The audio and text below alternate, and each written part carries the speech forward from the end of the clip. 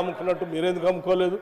మేము బ్రాహ్మణులు ఊహించుకొని మీరు అమ్మారు ఎట్లా అధ్యక్ష? ఇది కరెక్ట్ కాదు. మీరు ఇట్లా ఈ రకంగా డైవర్ట్ చేయటం. థ్యాంక్ యూ వెరీ మచ్ బట్టనా. 1,27,000 కోట్లు ఏడాది కాలంలో కాంగ్రెస్ పార్టీ అప్పు చేసింది అని బట్టి గారు పదే ఒప్పుకున్నందుకు అభినందనలు. 10 ఏళ్ల బీఆర్ఎస్ పాలనలో మేం చేసింది 417 అయితే 5 ఏళ్లలోనే మమ్మల్ని మించి ఈ 5 ఏళ్లలో 7 లక్షల కోట్ల అప్పు చేయబోతున్నారని ఈ సభ ద్వారా బీఆర్ఎస్ పార్టీ రుజువు చేసింది. అయితే అధ్యక్ష బట్టి గారు ఏమన్నారు?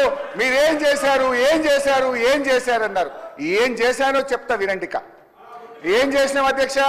ఈ రాష్ట్ర రైతాంగానికి కేసీఆర్ గారి హయాంలో 4,08,902 కోట్ల రూపాయలు ఈ రాష్ట్ర రైతాంగానికి ఇచ్చింది బీఆర్ఎస్ ప్రభుత్వం.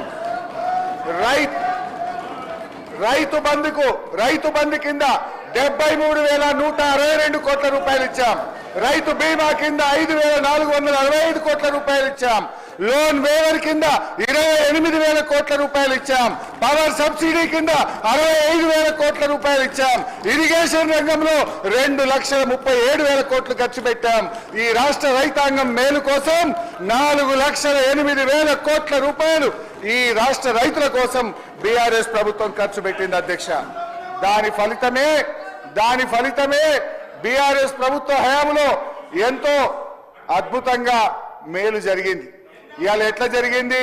10 ఏళ్ల బీఆర్ఎస్ పాలనలో ఆనాడు మేము ప్రభుత్వం చేపట్టినాడు 68 లక్షల టన్నుల ఉత్పత్తి ఉంటే 1,68,00,000 టన్నులకు వరి ఉత్పత్తి పెరిగిందంటే మా ప్రభుత్వం రైతులకు చేసిన మేలు వల్ల.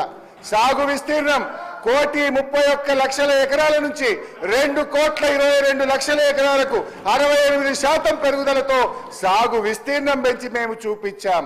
ఇప్పుడు ఎందుకంటే అధ్యక్ష ఇట్లా చెప్పుకుంటూ పోతే చాలా ఉన్నాయి. ఇప్పుడు మీకు అంత ఇష్టం లేకపోతే ఓఆర్ఆర్ టెండర్ క్యాన్సిల్ చేయండి. We appreciate. టెండర్ క్యాన్సిల్ చేయండి. హరీష్ రావు గారు ముఖ్యమంత్రి గారు